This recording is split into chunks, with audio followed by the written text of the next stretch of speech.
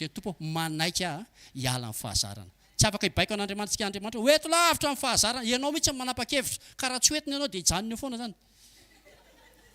dia ianao mihitsy manaiky tompo androany manaika hiala amin'ny fahazarana amin'ity herinandro ty tompo fantatro ny marina tsy zany tokony hanym-bolo problema ohatra ny bitro fa tokony ny olana ny aka ny toeran'ny bitro hanym-bolo hoe misy andriamanitra atao anatiko atao tsy agny dia misaoraza ray misaotra anao zay androany mankasitraka tompony amin'ity fotoana marain'ity so tompo satria mampianatra anay hatrany ianao ahafahanay mandinika ny ao anatinay ahafantatra Jesosy fa misy andriamanitra lehibe andriamanitra mahery eo amin'ny fiainanay so tompony amin'ny fampianaranao fanamasina ampio zay tsy raiva androany ataherin'ny tendy ary ampio zay fanamasina androany hijoro miaraka aminao anananay le fonena ny hafa tompo tsara indrindra ka tsy hanala baraka nizanizay fa mevonahitra ny anaranao mankasitraka reny amin'ity herinandro vaovao ty indray amin'ny anara maherin'i Jesosy alleloia amen amin'ity hava-tanana mafitsika isanao antsaisanao mpanompon'andriamanitra manaraka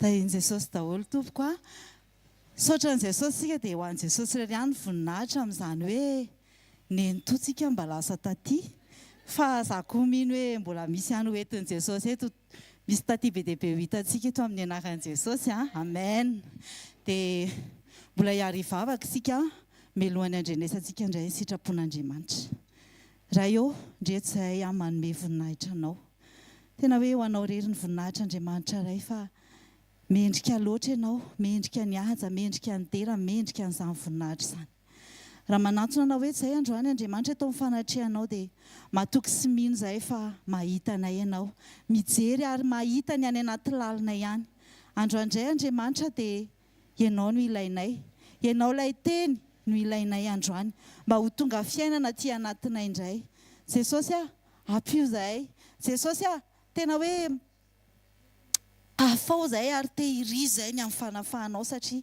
tsy misy mahay an'izany zay fa hainao irery ilay tonga hanafaka anay dia mankasitraka indrindra tompo malala satria fantatray fa hanambara indray ianao androany fantatray fa hizara aminay indray ianao androany fantatray Andriamanitra fa hitianay indray ianao androany amin'ny alalan'ny teninao dia zahay koa Jesosy misaotra ny amin'izao tombontao zay omenao anay ahafahanay mitianao ihany koa amin'ny fankatoavanay anao dia mitenena Jesosy malala mitenena fa miaino anao zahay mitia anao zahay ary hitoetra eo aminao zahay ho anao irery ny voninahitra mandrakizay amen afaka mahazo toerantsika tompoko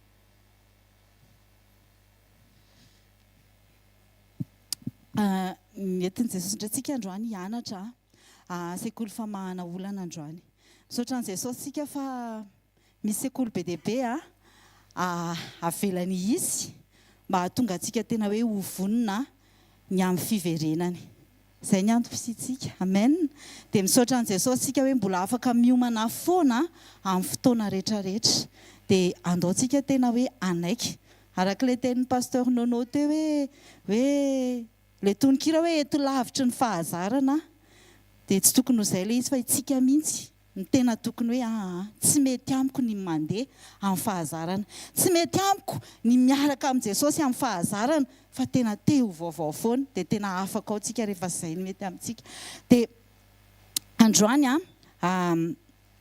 andaontsika tena hiteny amin'i Jesosy hoe mety amiko ny ho avaozinao indray androany Jesosy avaozinao ao anatin'ity sekoly famahana olana ity matotsika tombony be ho antsika hoe misy ny sekoly famahana olana satria ny olana misy foana dia mety ho hafahafa be amintsika angamba fa matetika mihitsy teneniko izy ity satria nahoana tena hoe mahasamy joro vavolombelona ny amin'izany hoe ny olana hoe tena hoe nitezana tao anatin'izany zay nisy mpanompon'Andriamanitra zay nitaizanay hoe raha tsy misy ny olana dia eo ianao no tokony manontany tena hoe aiza ho aiza fa ahoana Jesosy satria rehefa misy ny olana dia mahay misaotra tsika rehefa tena hoe ao amin'i Jesosy zasy ianao dia mahay misaotra tsika rehefa tonga ilay olana satria mahalala tsika hoe ilay olana ange avy amin'Andriamanitra mba hahatonga anasy ianao hoe ho hitany tahaka ny Job azosika ve dia lasa mahay misaotra sika dia nisy taona izay tena hoe taona maromaro tena nitezaina tao anatin'izany hoe mahasahy miantsolana dia tena hoe niainana ilay izy misy rahavavy sy ranadamo tena nitsoaka mihitsy satria tena amatona maromaro nitezaina nampianarina tao anatin'izany dia nitsoaka ry zareo hoe atoko veranga dia olana foana épreuve foana fa tsy mba misy hoe fitahiana izany mihitsy dia niala ry zareo fa rehefa maharitra hatramin'ny farantsika dia eo Jesosy Kristy ilay famonjena efa tonga namonjy antsika mbola manamarina indray za nge tsy mahafoy anao hoe fa fitiavana hatramin'ny farany itiavako anao dia ozy aty hoe andaontsika hisaotran'i Jesosy ny amin'ny sekoly famahana olana izay ataony ameny antsika fotoana ianarantsika amin'izany satria ny olana misy foana fa Jesosy tsy te hahita asy anao ho divitry ny olana izany fa te hahita asy anao mahay mandeha eo ambonin'izany mahay mifaly eo amin'izany mahay mankasitraka eo amin'izany olana izany amen amen vitantsika izany amin'ny anaran'i Jesosy satria tsika ao amin'i Jesosy amen androany dia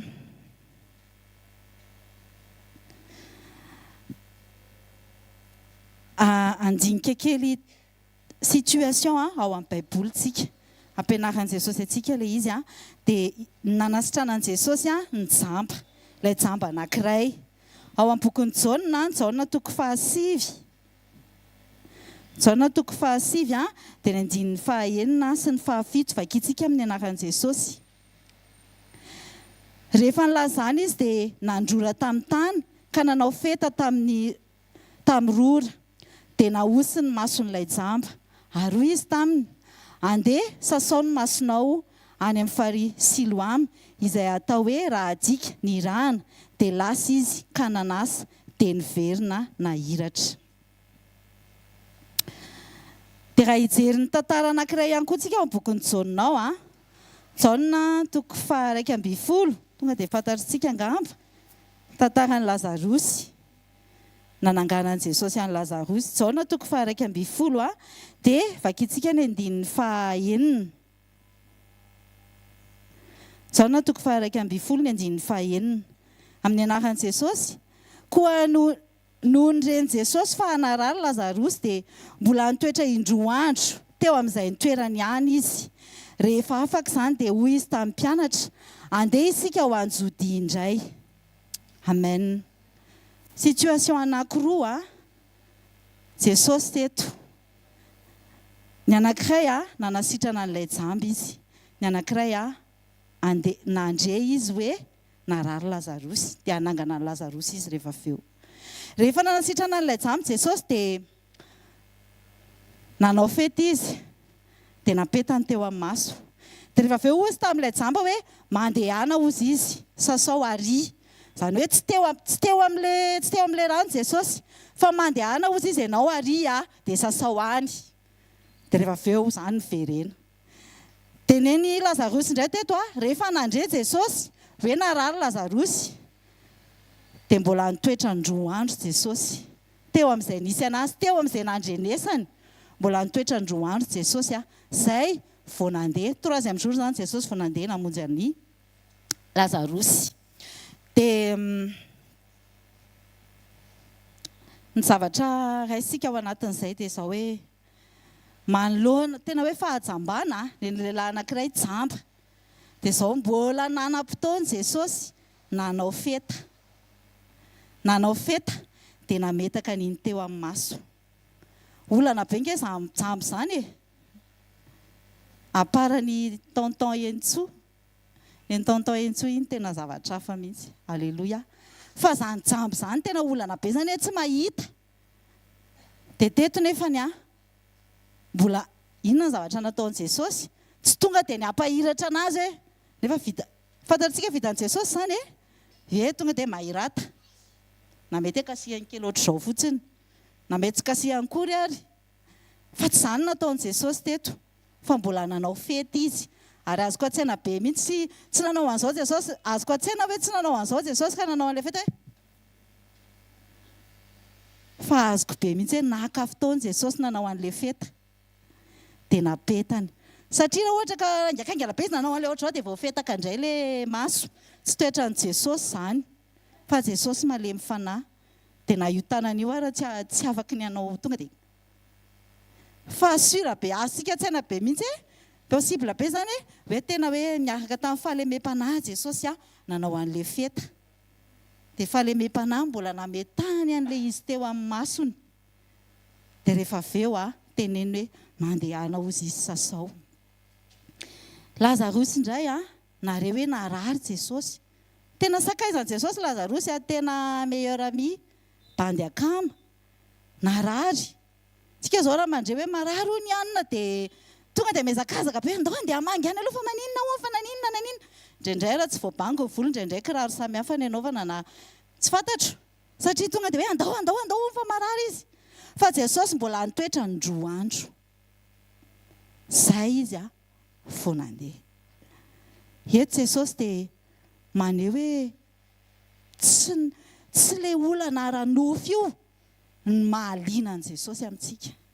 Misy zavatra karazany zavatra ohatra izany ilay fahajambana sy ilay aretina tsara ny olana izay mahazo antsika tsy haiko hoe inona ny olana tsy fantatro za aloha izany tsy te hiteny hoe olana goavana be satria tsisy izany amen tsisy olana goavana be izany fa kely balitika io fa Jesosy rery ihany Andriamanitra rery ihany ny goavana tsisy dikany io rehefa ao amin'i Jesosy zasy ianao tsy indriko mafy rehefa ao amin'i Jesosy zasy ianao tsisy zavatra goavana be afa-tsy Jesosy irery ihany amen alleloia dia eto ireo fahajambana na ilay aretina karazana olana izay mahazo antsika amin'izao fotoana izao io rehefa manantona an' Jesosy ianao ilay olana ve mahamaika anao raha marary ianao ho sitrana ve ny mahamaika anao Jesosy tsy maika tamin'izany zasy ianao ampianarina andaontsika hiverina amin'ny fitiavana voalohany andaontsika hiverina anahaka an' Jesosy Kristy ilay nahafoy ny zavatra rehetra ho aso anao andaontsika hiverina Jesosy raha mijery ny tantaran'i Jesosy tsika dia raha mijery ny tantaran'i Jesosy tsika dia tamin'ny fiainan'i Jesosy tsy nanao important ny nofony izany tena tsy nirarahany io nofony io mihitsy Jesosy tena nataony tsinitsininy io maty tamin'ny nofo Jesosy izay mahatonga antsika terina amin'izao fotoana izao hoe raha te hanahaka an' Jesosy tsy misy afa-tsy hoe zasy ianao mila manaiky maty ny amin'ny tena tsy mandre an'ity nofo ity intsony any ka na marary ary tsika tsy tokony ho olantsika izany tsisy ininona ao an-trano tsy tokony ho olantsika izany satria ho an'ny nofo andao tonga dia avadika fifadikanina io dia andao hitady an' Jesosy na namboatra feta mbola na herinandro ary Jesosy vao havita an'ilay feta andaontsika hankafy hoe ho atongotry Jesosy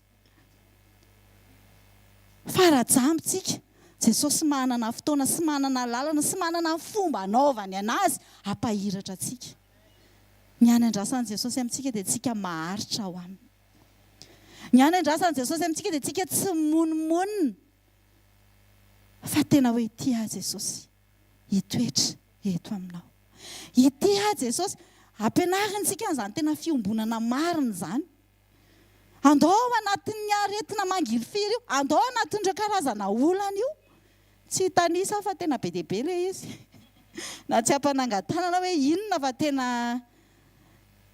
miteny ny sary fa izao tena hoe ao anatin'io andaontsika nahaka an' Jesosy Jesosy izy tena hoe tsy nirarahan'izany nofony izany Jesosy fantatritsika izany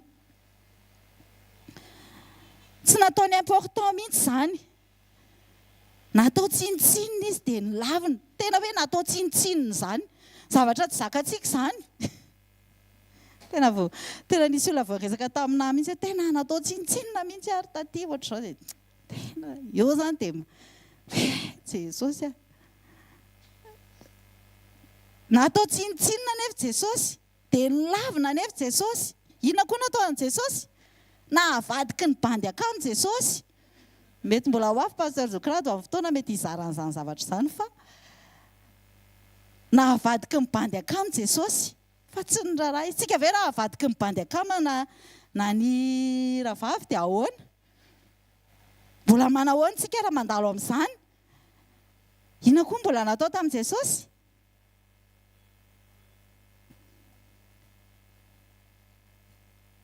tena hoe miaritra ny zavatra rehetra Jesosy, niendrikendrehana. Tsika ve efa manaiky an'izany endrikendrehana amin'ny zavatra tsy atao, manaiky mangina ve tsika? Jesosy tsy nanana toerana na dia nipetrahany ary na dia natoriany, fa tsy nampaninona anazy izany. Tena tiany be ary ilay izy, tena nahita fifaliana izy tao anatin'izany. Izany no tokony ho fiainantsika. Olana be nge izany hoe tsy manana trano hipetrahana izany e. Olana be izany hoe tena fa izao karazana olana tsy nirarahian'i Jesosy izany. Tsy nasian'i Jesosy sira akory na tsy nanana toerana hipetrahana, fa vao maika nataony tombony izany na ahafahana hita an'izany hoe miombona tamin'Andriamanitra iray izany. Isaky ny mahavita zavatra izy dia lasa izy miombona. Satria izy tsy manana hoe trano mbola ampirimina rehefa avy eo na trano mbola feno vovoka tsy maintsy mafafana ka hampiry trano aho. Tsy nanana an'izany Jesosy. Ary mety izay koa izany tonga tsy dia nirarahan'ny fitafiana izy satria mbola mety lasa eritreritra nasa lamba izy rehefa avy eo. Olana be izany raha tsy misy savony, tsy misy volividanina savony. Jerevy nge tsy nirarahan'ny tenan'i Jesosy. Maty tamin'ny tenan'i Jesosy. Tsy hoe akory hoe andaontsika hoe tsy manintsika raha voretra be daholo. Tsy any ilay izy. Fa ilay nofintsika ity, andao tsy hoe notsika intsony. Afaka no atao nge kay reto izany e. Raha nataony Jesosy nge olombelona e. Vitan'i Jesosy ilay izy. Afaka ny ho vitantsika koa izany. Andaontsika hifaly ao anatin'ny olana. Andaontsika tsy hikoropaka. Na hoe andehantsika hivavaka vao maray Jesosy marary afasitrano aho. Andaontsika hiova amin'ny fomba fisainana. Andaontsika hiova amin'ny fanavaozana amin'ny fisainana hoe raha marary andao hiteny amin'ny Jesosy hoe Jesosy anao aho. Ataovy azo antoka hoe ao amin'ny Jesosy ianao aloha voalohany indrindra. Raha marary ianao misy mangilifiry ve na efa voaka ny valina analizy hoe inona mety izy iray manontolo mihitsy tonga dia kratatatatatataka hatrany amin'ny farany.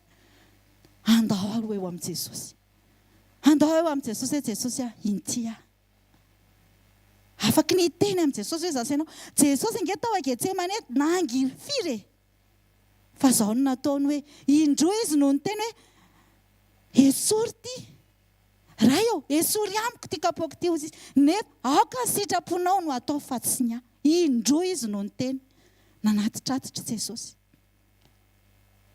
Ny olana amintsika ozy rehefa misy zavatra mitranga dia hoe hito ilay olana dia tonga dia famahana olana ny ezaka izany. Appelle indraindray ara tsy misy kory ilay crédit dia lasa miditra mitrosa satria antso olona anao appelle. Jesosy nge tsy mila na dimanjato ara tsy mila ampidirina e. Tsy mila mitrosa akory fa tonga dia atsoy aho ozy Jesosy. Gratuit ilay izy. Nangilifiry Jesosy tao Getsemane. Niteny tamin'irainy izy hoe raha eo esory ty kapoaka ty ozy izy. Nefa aoka ny sitraponao no atao fa tsy ny ahy. Rehefa tena mety efa entsika foana izany teny izany. Fa rehefa tena ao anatin'ilay fangilifiriana koa tsika ao anatin'ilay olana. Manomboka eto aloha dia izaho mihiny hoe olona sitrana daholo tsika tsy miteny hoe tena mandalo ady sarotra na mandalo olana goavana be afaka mitondram-bavaka. Fa sitranin'i Jesosy ny teny ao am-bavanao manomboka androany. Sitranin'i Jesosy ny fahamarinana ao am-bavantsika manomboka androany fa tsy misy aretina ngeza be izany. Tsy misy olana goavana be tsy evahany izany. Amen. Nangilifiry Jesosy. Raha nangilifiry izay no niteneniny. Tsy mila mitady sarotra akory tsika hoe inona ka izany no tokony ataoko raha ohatra ka mandalo olana be sy mangilifiry marary tsy zakako intsony. Tsotra ny valiny. Manatona an' Jesosy. Jesosy marary mba tiako ny ho sitrana. Tiako ny ho afaka amin'ity olana ity. Nefa aoka ny sitraponao no atao fa tsy ahy. Faharetana. Andao angatahantsika amin'i Jesosy ny faharetana. Jesosy tena omeo an'izany faharetana izany aharitra ao anatin'ity aretina izay ataonao mandalo amiko ity. Dia hitanareo raha marary raha eny ilay fangilifiriana rehefa miteny amin'izany amin'i Jesosy tsika dia eo tsika tanteraka amin'ilay hoe mahay mifaly ao anatin'ny aretina. Izay ange ny toe-po. Izay ange ny toe-po andrasan'i Jesosy amiko sy aminao e. Mankasitraka azy. tsy monimonina tsony. Dia rehefa avy eo sitranin' Jesosy amin'izay tsika. Tanareo Paoly ny teny hoe maniry aho ozy izy mba ho ambinina amin'ny zavatra rehetra tahaka ny hanambinana ny fanahinareo. Io Jesosy ngeka ny fahalalan'ny Paoly an' Jesosy nahatonga ny Paoly ny teny an'izay zavatra izay. Izay zavatra nieretan' Jesosy tao Getsemane satria tena nangifiry Jesosy tao. Hatramin'ny fanahiny nangifiry, eniny sahady ilay zavatra azo anazy. Rehefa avy eo nge Jesosy rehefa niaritra n'ilay zavatra rehetrarehetra izay nilalovany ny satroatsiro ohatrany tsy henony intsony izany satria tao Getsemane izy nanaiky ho faty. Amin'ny nofony tsy andre afa-tsy Andriamanitra rainy. Ao anatin'ny olana ozy andaontsika hitady an'Andriamanitra. Daontsika tsy ho maika amin'ny fanasitranana na famahana olana. Fa ilay vahaolana nge efa eo Jesosy ilay izy. Efa eo amintsika izy, efa miaraka amintsika izy. Fa ny olana amintsika fotsiny dia misy zavatra diso kely. Misy zavatra tsy eo amin'ilay toerana endrasan'i Jesosy tokony hisy anazy ny zavatra ataontsika. Dia eo ilay olana tsy mivaly ilay olana. Dia avy indray mieritreritra rehefa maninona ary teny tsy vahana. Fa ahoana ary? Fa izao, raha marina amin'ny sitrapon'Andriamanitra zasy ianao, dia ahita an'Andriamanitra zasy ianao. Ho hitan'Andriamanitra zasy ianao, dia ahita anazy koa. Amen. Iveriny Jesosy, te ahita olona izy. Te ahitanao vonina tsara izy. Izao izy dia te ahitanao sahady hoe tsy olana io no hitanao. Tsy ianao ilay olona mpamorona olana. Fa izay mihitsy nge ilay izy raha ohatra ka mandinika dia tsika ihany nge kay mamorona an'ilay olana Fa ilay olana tsy olana. Tsy haiko mety ozy nareo hoe raha azoko tsara izany dia tsy azoko tsara. Fa fanahy masina mpianatra antsika, amen. Izy ilay mpampianatra tsara navelan'i Jesosy ho antsika. Tsika ihany no mamorona an'ilay olana. Fa rehefa haintsika, rehefa manaiky tsika ny hanahaka an'i Jesosy, sitrantsika tsy manana olana intsony. Satria tsika lasa mahay mifaly ao anatin'ilay olana, dia ilay fifaliana indray no lasa iainantsika. Tsika nge rehefa faly dia faly Jesosy dia inona intsony ny zavatra mbola tadavintsika mihoatra ny miara mifaly amin'ny Jesosy. Tsy haiko aloha nareo fa za tena izany ny zavatra tiaka miara mifaly amin'ny Jesosy. Eo Jesosy faly dia za koa faly.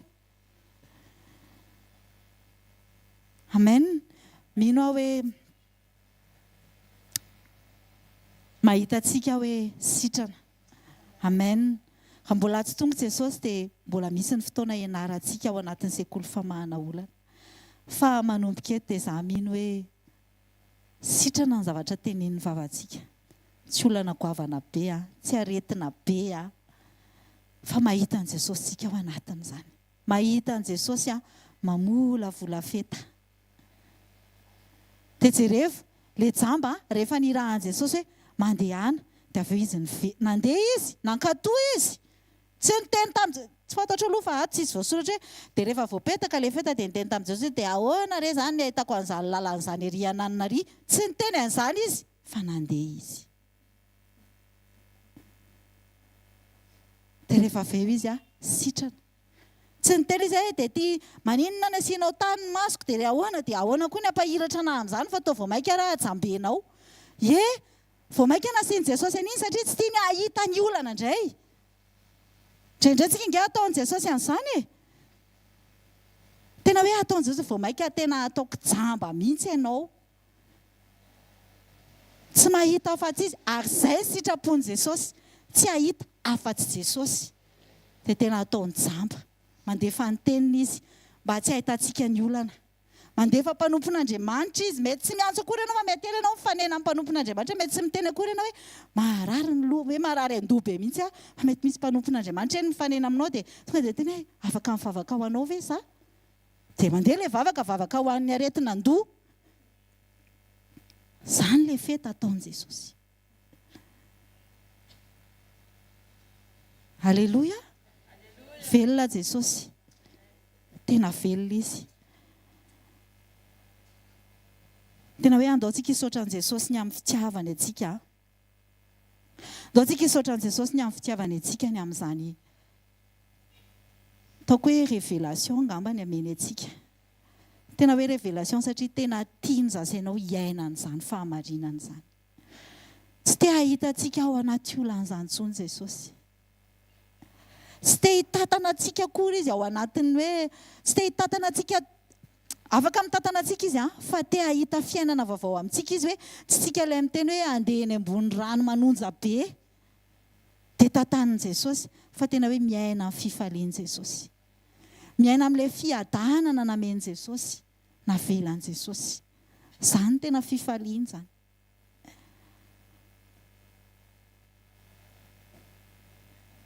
Dia misaotra an' Jesosy sika ny amin'izay teny mamy be izay. Misaotra an' Jesosy sika ny amin'ny fotoana indray tena hoe tsapako be hoe nentin' Jesosy tao am-pontsika dia nampahafantariny zavatra indray tsika androany. Na ianao na izaho izay ety aloha ety fotsiny, fa izaho koa tena hoe ampianarin' Jesosy ao anatin'ilay izy. Dia izaho mino hoe tsy hoe mpianatra fotsiny hoe eo fotsiny tsika dia mitanaka ohatr'izao, fa tena mpianatra, tena hoe andeha midingana hoe hiaka, tena hoe ho afaka examen, hiakatra amin'ny raha ohatra tsika ka 8e dia 7e indray tsika milatsinainy dia 6e dia ohatr'izay fiarahantsika amin'i Jesosy. Amen. Dia andao tsika hitsangantsika dia ame voninahitra an'Andriamanitra tsika dia hitehaka tsika andraisantsika amin'ny mpanompon'Andriamanitra manaraka.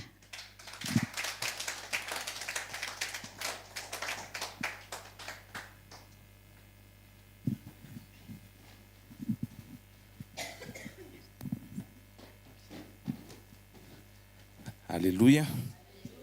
Andrasika hivavaka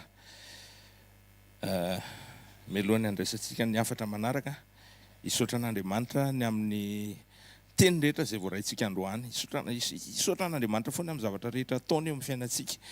Jesosy eo manome voninahitra ary mideranao izay amin'ity fotoana ity indray. Misaotra ny amin'ny teny izay voaray teto androany. Misaotra amin'izay efa nataonao sy efa ataonao amin'izao fotoana izao sy ny mbola ho ataonao Tompo. Apetraka aminao ny toy ny fotoana rehetrarehetra ary apetraka aminao koa ny tontolo andro iray manontolo Jesosy. Tena hoe hifantoka aminao foana ny fonay sy ny saina maneritreritra. Mitenena Tompo fa tena sokafanay ny fonay mba ahafahanao miteny sy manambara izay tianao ary mba ahafahan'ny tenanay manatanteraka an'izay sitraponao. Amin'ny anaran'i Jesosy, amen. Mazoto toerana ary. Dia faly miarabantsika amin'ny anaran'i Jesosy ary manonona ny fiadanan'ny Tompo ho antsika tsirairay avy. Sekoly famahana olana, izay moa izy io. Misy afatra mpitenen'Andriamanitra androany eto. Izy ity dia afatra efa nizaraiko ihany tamin'ny fifadikanana tamin'ny lakamisy fa voavy mizaran'ilay izy dia tonga dia zahan'Andriamanitra toetra ny amin'ny fankatoavana ny teny. Na ny mizara zany dia efa voazatoetra ihany koa avy hatrany amin'ny hoe mankatoan'ilay teny venao sa tsia. Dia ilay izy misy problème, misy olana lehibehibe matetika eo amin'ny fiainantsika zanak'Andriamanitra. Io olana io dia ity ilay izy ny tsy fahaizantsika mangina rehefa tokony mangina, dia ny tsy fahaizantsika miteny rehefa tokony hiteny. Amen.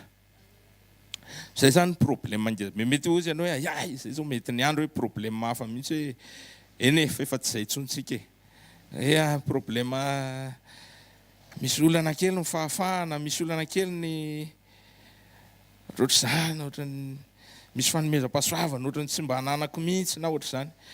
Fa eto zany tsika dia mijanona eo amin'ny resaka toetra foana zany. Mijanona eo amin'ny resaka toetra. Eny matetika atao ao afatra avy amin'ny Tompo fa ny toe-po dia mbola ambony noho ny zava-panahy. Important noho ny zava-panahy ny toe-po. Ary ny zava-panahy mbola important noho ny fisehoan'ny herin'Andriamanitra eo amin'ny fiainantsika. Satria izy Andriamanitra mihitsy no important noho izany zavatra rehetrarehetra izany. Ary ny takiny amintsika dia ny hananantsika ny toetrany, ny hanahafantsika azy. Amen. Eny ary fahanginana sy fitenenana. Rehefa inona ny tokony mangina dia rehefa inona ny tokony mitentsika satria indraindray mipetraka izay olana izay hoe ohatrany eto tokony mangina dia eto kosa nefa ohatrany tokony miteny. Ndotsika aloha amantatra fa na ny fahanginana na ny fitenenana dia samy toetra hita ao amin'Andriamanitra avokoa. Ary toetra tian'Andriamanitra hananantsika sy ho ampiasaintsika tsara amin'ny fotoanany sy araka ny sitrapony. Amen. Na ny fahanginana na ny fitenenana ihany koa dia samy toetra an'Andriamanitra. Misy fotoana Andriamanitra mangina dia misy fotoana Andriamanitra miteny aminao. Amen. Ozy ny ao am-pitoriteny toko 7:7 tapany farany hoe ao ny andro ahanginana ary eo ny andro hitenenana. Amen. Efa haitsika tsara iny tenin'Andriamanitra iny. Fa ny fanontaniana mipetraka ny olana eto zany zao dia zao izay ny antony sekoly famahana olana dia hoe rehefa inona no miteny dia rehefa inona no mangina. Ny tenin'Andriamanitra zany rehefa zaraina dia raisinao ilay izy dia faly ianao mandray an'ilay izy. Indraindray ilay izy ohatrany ny tantely mamy any tena manomboka eto zany dia tena ohatrany tena vitako amin'izay zany. Fa ny ampitson'iny ihany ianao dia mety ho voazahatoetra hoe okey amin'izay ary ahoana amin'izay ary zao. Ahoana amin'izay eto amin'izay zany ianao zao angina sa hiteny. Zay izy ity zay izy ity mila tena tsapatsika zay surtout anay zay mitondra teny eto, zay mitondra ny tenin'Andriamanitra eto. Ka ny angatako aminao zany androany dia zao aza jerena aloha le olona mitondra an'ilay teny fa raisy fotsiny raha azo atao le tenin'Andriamanitra sy le fanambarana avy amin'Andriamanitra. Na ny fanginana osika na ny fitenenana dia samy misy hafatra entiny avokoa.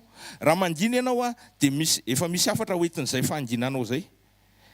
Ary raha miteny ianao dia efa misy hafatra ho entin'izay zavatra teneninao zay. Ndao antsika tsy vetivety amin'ilay mahay mangina. Fa maninona ny tokony mahay mangina dia ahoana ny fomba fahanginana. Rehefa inona ny tokony mangina. Voalohany indrindra aloha zany dia tsara ho fantatsika fa ny fahanginana dia endrim-pamelana an'Andriamanitra mba hiasa. Amen. Rehefa mangina ianao zany dia tokony ao anatin'ny toe-ponao hoe mangina eto satria mamela an'Andriamanitra hiasa. Amen. Ao amin'ny Exodosy toko 4:5 efa haintsika tsara zany tenin'Andriamanitra zany dia ozy ny tenin'Andriamanitra hoe anaran'i Jesosy Jehova hiady ho anareo fa ianareo kosa angina. Zany hoe mamela an'Andriamanitra miasa zany ianao rehefa mangina. Tokony ao anatinao zany zay toe-po zay rehefa tonga ny fotoana anginanao hoe matoa mangina eto dia mamela an'Andriamanitra miasa ary misy fotoana tsy afaka miasa Andriamanitra raha tsy mangina ianao aloha. Satria ny fahanginana dia endrim-panetretena ihany koa. Amen. Endrim-panetretena matetika ny fahanginana. Ny fanetretena dia fantatsika tsara fa toetra an' Jesosy. Aoka ao aminareo zao saint Joseph atao amin'ny Kristy Jesosy ihany koa. Izay na dia nanana fitoviana tamin'Andriamanitra dia tsy nataony zavatra fikirina mafy ny fitoviana tamin'Andriamanitra fa ny foanany tenany tamin'akany ny toetra maha-olombelona. Izay ny tenin'ny soratra masina. Zany hoe ny fahanginana dia fanetretena, ny fahanginana dia toetra an'Andriamanitra. Amen. Ny fahanginana dia voalohany izay zany famelana an'Andriamanitra hiasa. Faharoa ny fahanginana dia endrim-pakatoavana ny sitrapon'Andriamanitra. Rehefa mangina ianao zany matetika dia satria fankatoavana ny tenin'Andriamanitra zay. Ndaovaka isika ty tenin'Andriamanitra lavalava ity. Amin'ny Salamo 7:30 ka hatramin'ny 7. Fa tsika manontolo izy mba ho azo tsara zany le contexte an'io teny io izay nahatonga ny Davida niventy an'io salamo io teo ambany fitarihan'ny fanamasina. Salamo 7:30 ka hatramin'ny 7. Vakitsika amin'ny anaran'i Jesosy. Ho an'ny mpiventira, ho an'ny jedotona, salamo nataon'i Davida.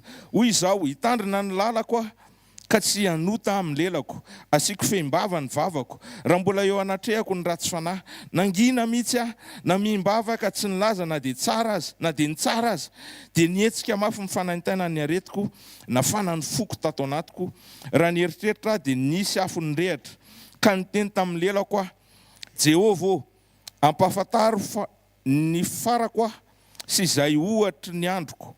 Aoka ho fantatro fa olo-kandalo aho, indro efa nataonao vody voam-pelantanana ny androko, ary ny fiainako toy ny tsinitsiny ny eo anatrehanao. Zava-poana ihany tokoa ny olona rehetra na dia ny matanjaka aza, aloka tokoa ny fandehandehanan'ny olona, zava-poana tokoa ny tabatabany, miary arena izy nefa tsy fantany izay ho tompon'izany. Ary ankehitriny, inona no andrasako tompo? Ianao no antenaiko, manafaha mifadisoko rehetra, aza manao aho fanakoran'ny adala, mangina ka tsy milobava fa ianao no nanao zao. Amen. Fananiko tsy nivakiana hoe fotsiny le hoe mangina ka tsy lobava fa ianao no manao zao, satria ohatrany hoe miverimberina foana io tenin'Andriamanitra io fa tsy hita tsara le contexte an'le izy. Davida teto nangina, ary jereo tsara fa rehefa nangina izy ka tsy niteny ozy izy na ny marina raha tsy nambarany, dia nisy zavatra be dehibe tonga tao aminy. Nisy fampisaintsaina, nisy fahatakarana tonga tao aminy rehefa nanaiky izy hoe za eto tena angina mihitsiny. Dia nisy révélation mihitsy raha tonga tao amin'ny Davida momba ny fiainany sy ny fiainan'ny olombelona amin'ny ankapobeny. Amen.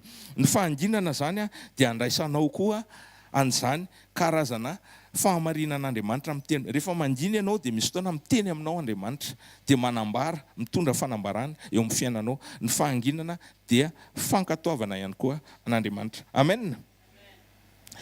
Ny fahanginana zay raha Jakoba no vakiana dia ozy izy hoe fahalainana miteny, malaina miteny. Mariana eto le izy fa le fahalainana miteny tsy akamoana akory, tsy hoe kambe iteny. Ndraindray tsy na ohatr'izay, ndraindray tahotra iteny, ndraindray akanosana, ndraindray tsika miteny avela hoany fotsiny izy rangafa entina mbavaka fotsiny nefa tsy mitondra mbavaka akory ianao avy eo. Sady tsy miteny ianao, zay zany le fahanginana anaty akanosana sy tahotra. Aleo tsy teny fa raha vao miteny aminy sao dia izy iny mantsy izao ohatrany somary misy dette morale kely na dette tsy morale kely, dia lasa raha vao miteny dia matahotra. Zay zany le tsy miteny, le fahalainana miteny hoentin'ny tahotra. Fa eto kosa ny resantsika dia le fahalainana miteny araka ny sitrapon'Andriamanitra.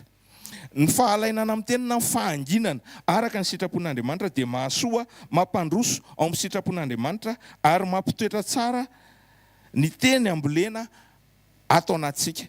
Ozy ny tenin'ny Jakoba. Ndaovaka tsika ny tenin'ny Jakoba. Ny Jakoba toko voalohany 7:20 ka hatramin'ny 1:20. Jakoba toko voalohany 7:20 ka hatramin'ny 1:20. Vakitsika aminaran'i Jesosy.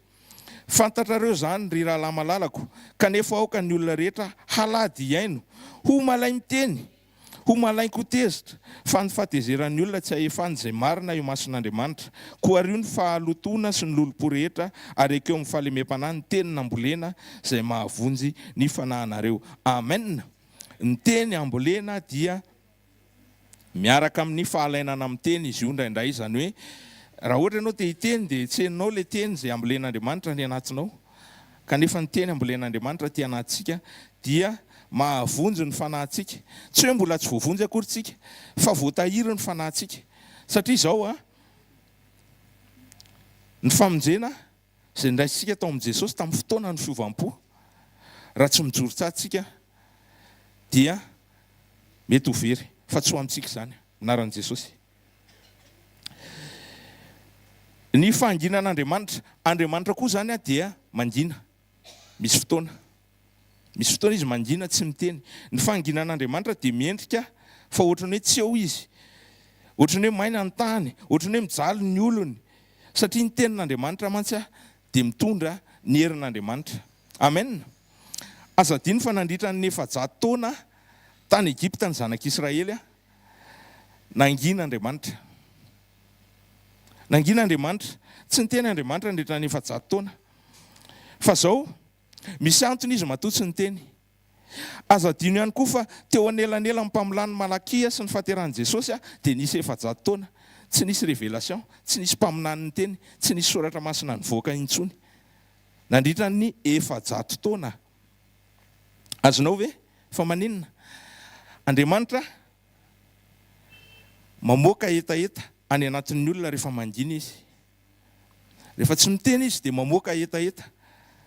Rehefa tsy niteny Andriamanitra dia nisy etaeta nivoaka tany anatin'ny zanak'Israely.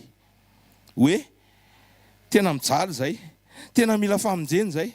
Aiza le Jehovah-Andriamanitra, aiza le Andriamanitra i Josefa zay nitondra anay ka ty amin'ny tany Egypta, aiza le Andriamanitra Israel, Jakoba, rainy Josefa. Nangetaheta izy, ndrehatra ny etaetany en plus an'lefa fijaliana be nylalovany teo zany. Amen. Dia le fanginan'Andriamanitra zany niteraka etaeta tao amin'ny zanak'Israely, dia nikikika izy tany amin'Andriamanitra, dia nihaino azy Andriamanitra, dia nandefa mpanafaka ho azy Mosesy, izay tandindony Jesosy. Tandindony Jesosy Mosesy, mpanafaka atsika, mpanafaka ny olombelona rehetra ho amin'ny fahotana sy ny fahaverezana. Iny zany tandindona maneho an Jesosy. Nangina Andriamanitra nandritra ny 400 taona dia nandefa mpanavitra tamin'ny alalan'i Mosesy. Rehefa tonga ilay mpanavitra Mosesy dia fantatsika ny tantarany seho, vakio ny Genesis, fantatsika ny zavatra ny seho fa nisy ny loza folo dia avy eo nivoaka avy tao amin'ny tany Egypta izy, namakivaky ny ranomasina mena, nisokatra izay tandindony Batisa ao amin'i Jesosy, dia tonga tany amin'ny tendrombohitra Oreba, nomena ny didifolo sy ny fitsipika ny lalàna fanekena. Efa taloha le izy aloha amin'izao fa tamin'izany izy mbola vaovao, fanekena ny fanaovan'ny zanak'Israely sy Jehovah-Andriamanitra. Amen. Zany hoe le fahanginan'Andriamanitra iny zany nanomana ny fon'ny Israely, nanomana ny etaetany Israely, nanomana n'ilay mpanafaka anankiray antsoina hoe Mosesy, dia nanomana fanekena, fifanarahana teo amin'ny zanak'Israely sy Jehovah-Andriamanitra. Tahaka izany koa ny fahanginan'Andriamanitra nandritra ny 400 taona teo anelalela amin'ny Malakia sy ny fahaterahan'i Jesosy, dia nanomana ny fahatongavan'i Jesosy, nanomana ny fahatongavan'i Jaona mpanao batisa, dia génération ray ihany moa izy, dia nanomana ny fahatongavan'i Jesosy miaraka amin'ny asa-pamonjeny izay mbola sitrahantsika mandrak'androany ka hatramin'ny mandrakizay, satria tao amin'i Jesosy nisy ny fahataterahana rehetra. Amen. Alleluia. Matoa Andriamanitra mangina dia misy antony, ary ao anatin'ny toetran'Andriamanitra koa zany mahay mangina. Matoa Andriamanitra mila antsika mangina dia ao anatin'ny toetra izay takiny amintsika anahafana azy zany. Amen. Na mangina ianao zany ana amin'ny teny dia atao araka ny toe-po akasitrahan'Andriamanitra. Rehefa mila mangina ianao dia dinio ny fonao hoe eto mila mangina eto. Ndraindray tena te hiteny, ndraindray tena te, satria ndraindray misy tsy fahamarinana, ndraindray misy eritreretinao hoe tsy fahamarinana amin'ny fiainana ao tokantrano, ndraindray eritreretinao misy tsy fahamarinana amin'ny fiainana ao amin'ny fiarahamonina, ndraindray eritreretinao misy tsy fahamarinana amin'ny fiainana ao amin'ny firenena. Fa zao ao anatin'ny toe-pon'Andriamanitra ve? Sy ao anatin'ny toe-po takian'Andriamanitra aminao ve ny itenenanao sa ny anginanao? Matetika aloha raha vao tsy mahakasika zava-panasy fa mpandrosoana ny rahalahy, dia aleo mangina aloha. Miteny aho antsika dia miteny aho an'ny tenako ihany koa ao anatin'izay, satria ndraindray misy zavatra miseho dia tena tsy rariny kosa e. Dia eo ianao dia manao postaingy anao Facebook, tsy rariny. Mangididy ny tanana anoratra. Ndraindray efa voasoratra le izy, tonga saina tampo Jesosy sao dia tsy tianao ka ity zavatra soratako ity. Mahasoa an'iza moa ty zavatra soratako ity, mampandroso an'iza moa ty, fa fanaingana. Amen. Zay ny fahanginana. Na angina ianao na hiteny dia ataovy araka ny toe-po akasitran'Andriamanitra. Ndao ndray tsika hijery, zay zany ny fahanginana. Important be zay, zava-dehibe.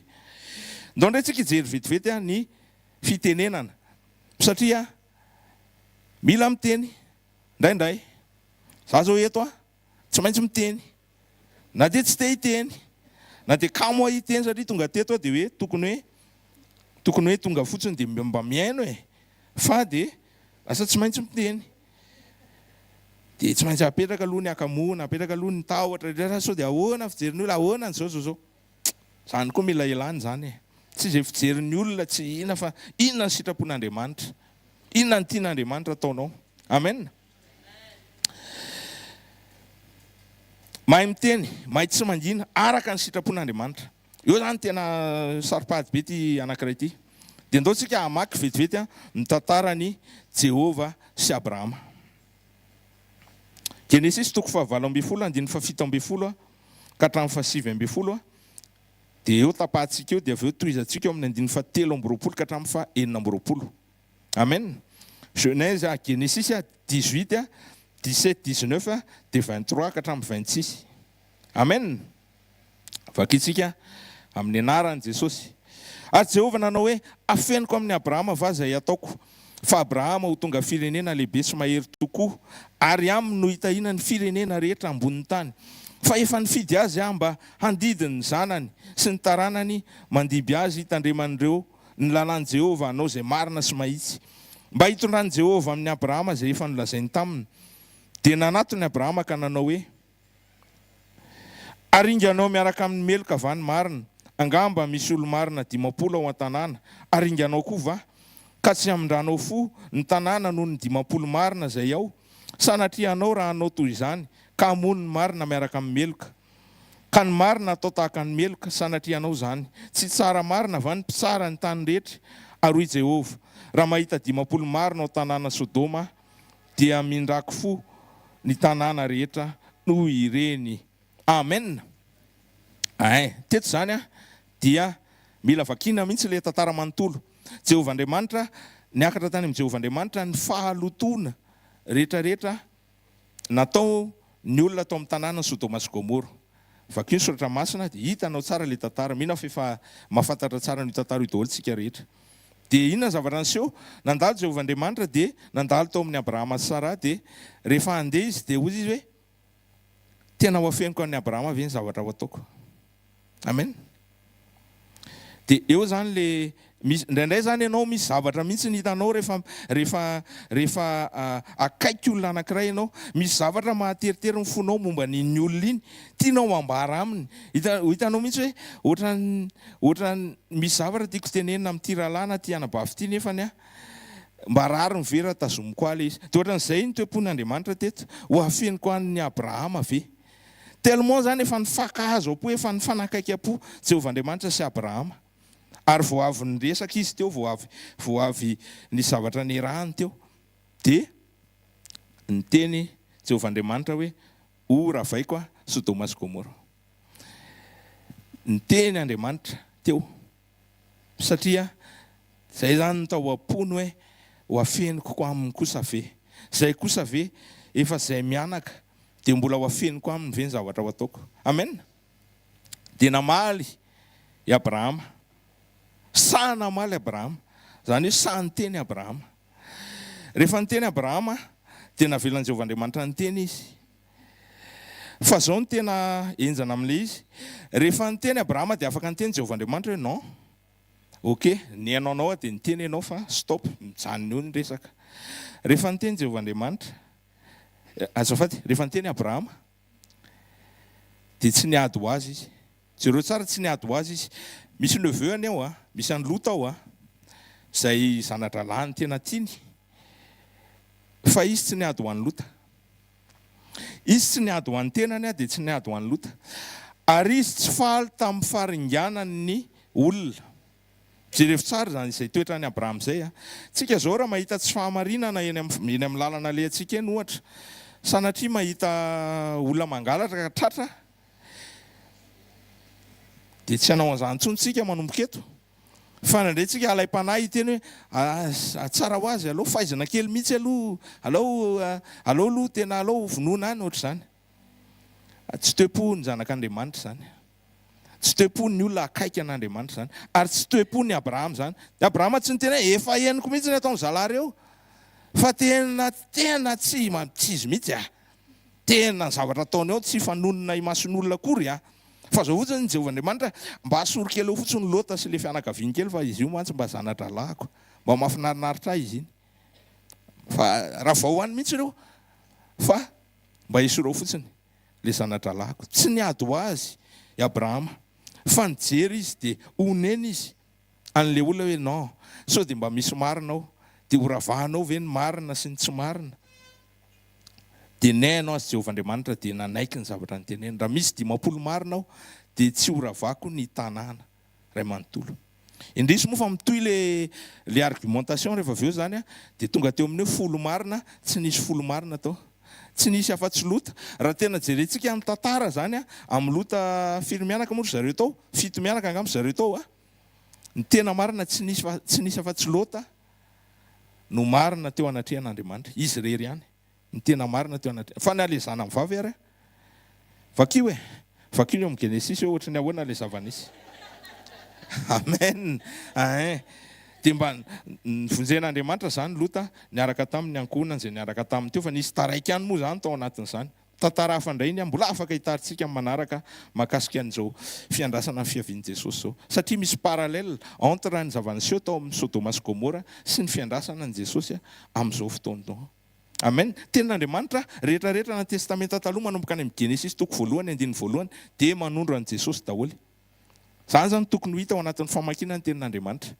Amen. Manondro an'i Jesosy io. Dinihinareo ny soratra masina sy Jesosy matsin'ny fariseo sy ny mpandora-dalàna, satria ataonareo fa ahoana ahitana fiainana, kanefa tsy fantareo fa manondro ary eny dia nareo tsy mety manatona hozy izy. Halleloja, tsika nanatona an'i Jesosy daholo, manana ny fiainantsika.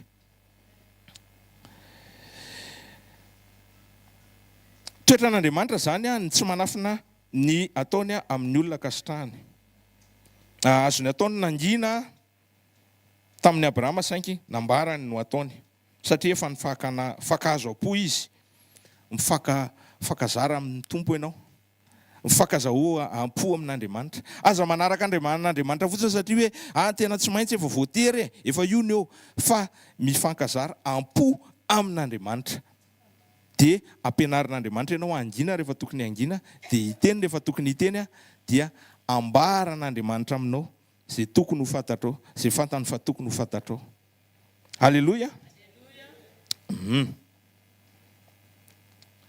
Dia nio ny toe-ponao zay vao miteny ianao. Amen. Dia niako ny toe-poko zay vao miteny aho.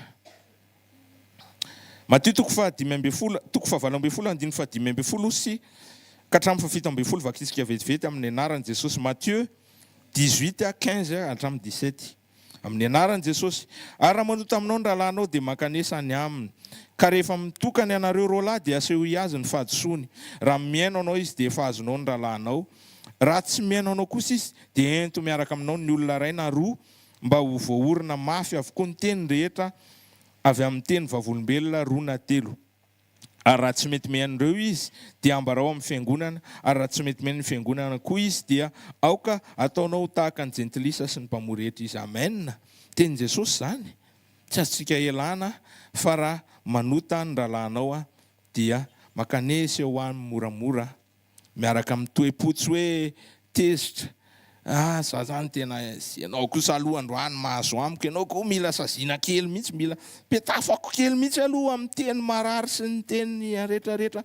Ny ahoana moa misy fomba fanao zay ohatra hoe passive active zay, mody passive amin'ny teny nefa le izy tena manindrona mafy mihitsy. Raha vao zay ny tanjonao hiresaka amin'ny olona anankiray dia tsy izy zay. Halleloja. Fa honena ontsa n'le rahalanao ianao hoe tena manoty izy. Ahoana ny atao mba hahafahany miverina ao amin'Andriamanitra, ahoana ny atao mba hahafahany miverina ao amin'ny fahamasinana. Amen. Nisy fotoana ianao asian'Andriamanitra amin'ny teny eo, dia io ny fomba fanovana azy. Halleloja. Miverimberina foana zany fa ny toe-ponao dia ilay te ahita ny rahalanao hiverina amin'ny fahamarinana. Fitiavana zany ny motivation, fa tsy fahatezerana na ohatrany hoe tsy haiko hoe ohatrany hoe te hiseho na te ohatran'izany. Ho antsika rehetra zany ho anahy voalohany.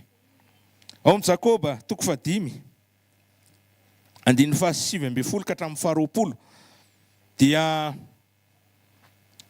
zao ny ambaran'ny tenin'Andriamanitra.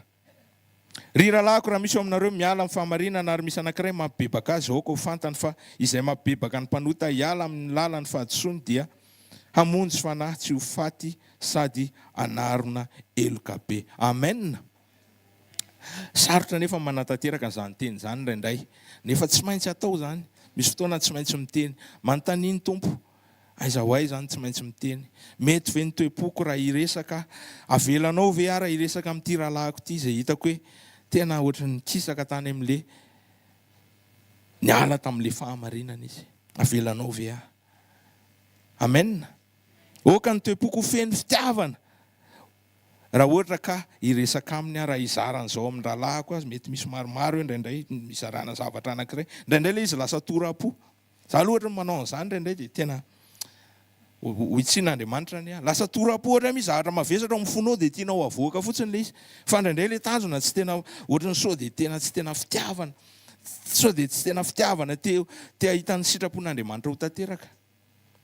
Dia mandinika ny fotsikitsika dia mitondra an'izany eo anatrehan'Andriamanitra. Amen. Miteny sy mananatra amin'ny fahamorana. Amen. Amin'ny fahamorana. Ozy ny amin'ny Galatiana, ozy Paoly amin'ny Galatiana toko 5:1. Naran'i Jesosy, ry rahalahy misy olona azonota tsy nahy aza, dia atsanganinareo izay manana ny fanahy amin'ny fahamorana izy, ka mihevera ny tenanao. Fandrao ianao koa mba halaim-panahy ihany. Amen.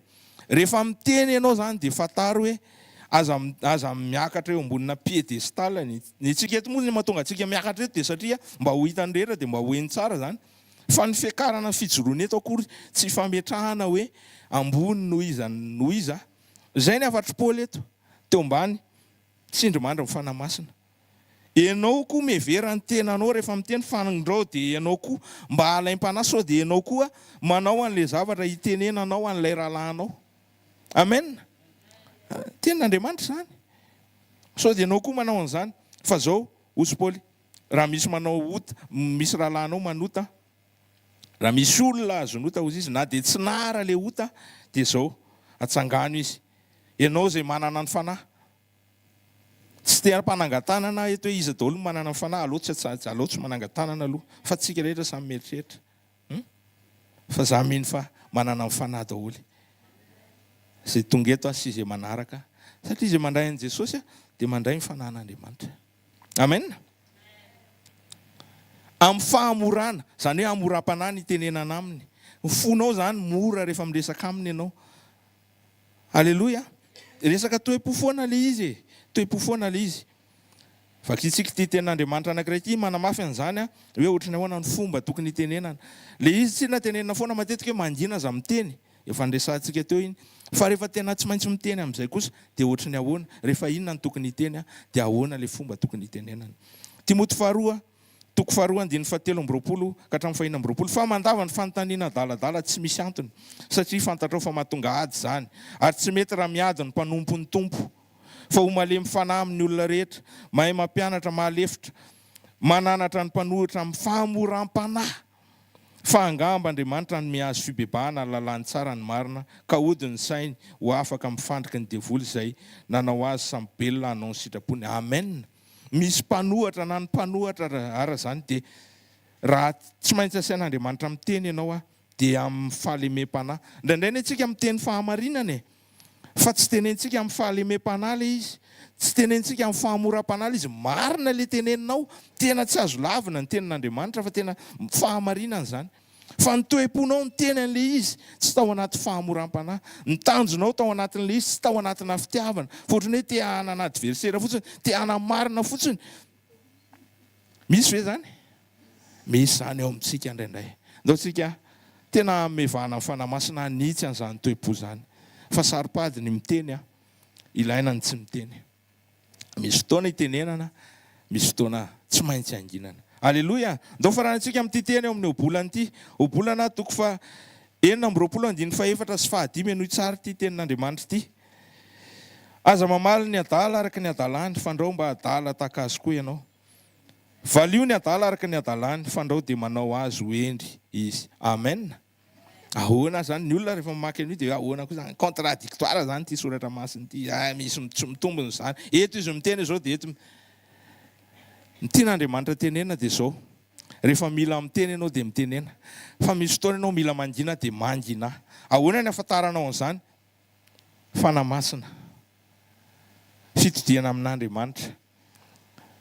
Monsieur référé aminy foana ninona zavatra ho ataonao. Indraindray ilay izy na eo presahana eo adiny kely ilay izy dia lasa tafateny tsy tokony ho tenenina. Indraindray ianao tokony asain'Andriamanitra miteny zavatra anankiray dia tsy miteny ianao satria tsy nisy an'izay fiombonana tsara tamin'Andriamanitra izay. Amen. Fa rehefa miteny dia fantatra hoe eto mila mamaly an'ity adaly ity kosa. Fandrao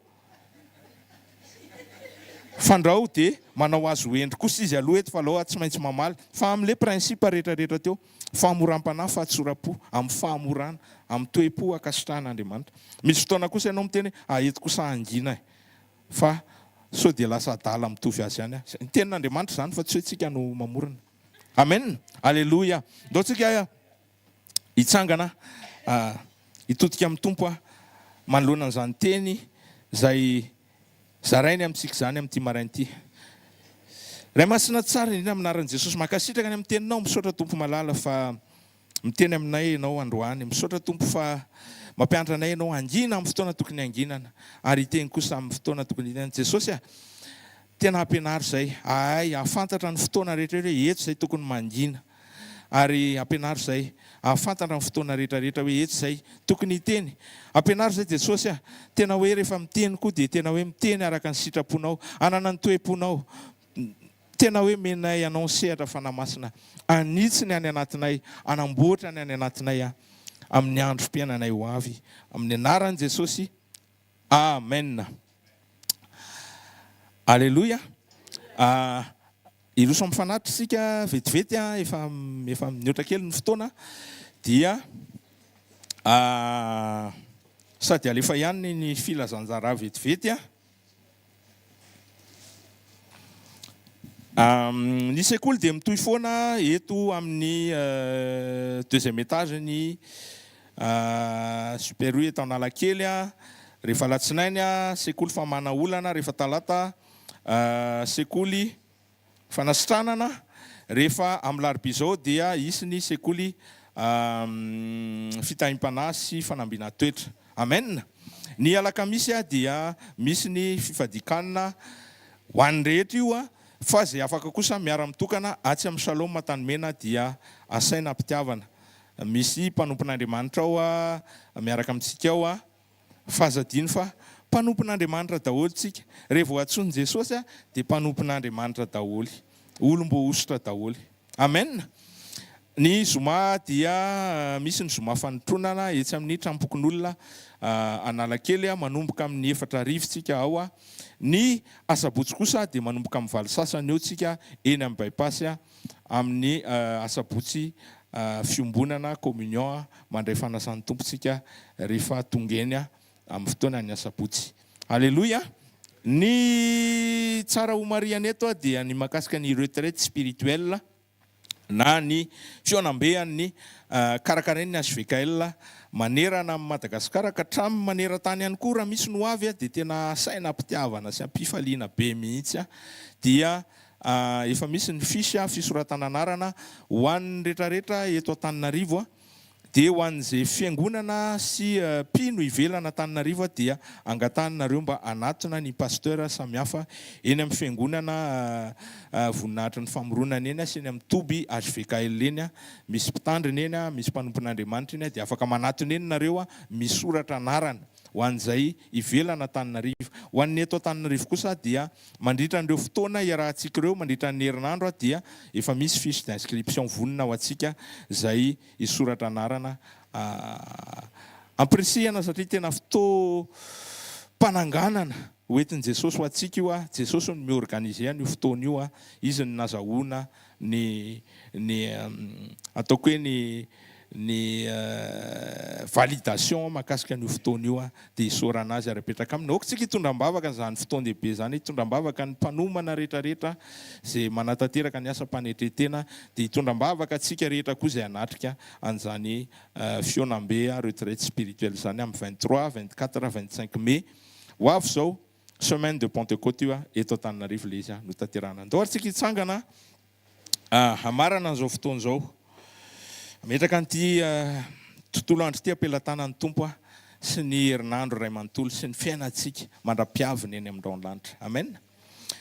ray masina tsara indrindra aminaran'i Jesosy manome voninahitra ary makasitraka anao zay ny amin'ny fotoana ny rahana teto, misaotra ny amin'ny teninao, misaotra ny amin'ny zavatra rehetra ataonao eo amin'ny fiainanay, misaotra Tompo malala fa tsaroanay foana ny fanoloranao ny tenanao ny ainao mba ho famonjena ho anay Jesosy makasitraka ary manome voninahitra anao ary indroko ianao mbola manome teny amin'ny alalan'ny mpanompo maro samihafa, misaotra Jesosy fa miteny aminay ianao androany indray oka ny teny tena iorom-paka tsara any anatinay tsirairay avy ary sokafanay ho anao indray fanamasina ny fonay mba afanao miasa manitsy manamboatra anay mba tonga anay tsy misy petipetina ary tsy misy fiketronana feno fahamasinana amin'ny fotoana iavinao Jesosy mpapakatra apakatra anay eny amin'ny lanitra. Tompo malala apetraka aminao ny herinandro zay ho diavinay anjaka ianao Jesosy ny angatahana aminao dia zao oka izay tena hietry ary tsy ho hita fa oka ianao foana no hita eo amin'ny fiainanay tsirairay avy reto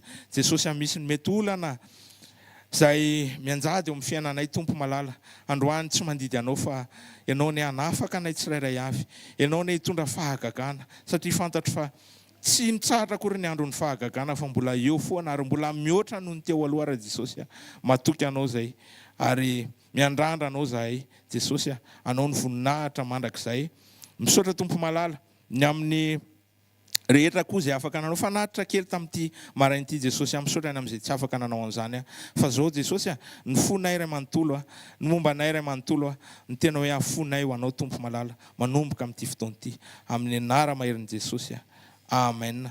Raisy ny tsodrano zay tonontsika amin'ny anaran'i Jesosy hitahy anao ny Jehovah ka hiaranao, ampamirapiratra ny tavany aminao ny Jehovah ka mindra fo aminao, anandratra ny tavany aminao ny Jehovah ka hanome anao fiadanana amin'ny anarany Ray sy ny Zanaka ary ny fanamasina. Amen. Zareo ny fahasoavana. Andriamanitra ny matozao fahasoavan'Andriamanitra ny matozao. Amen. Tahin Jesosy daholo tompoko.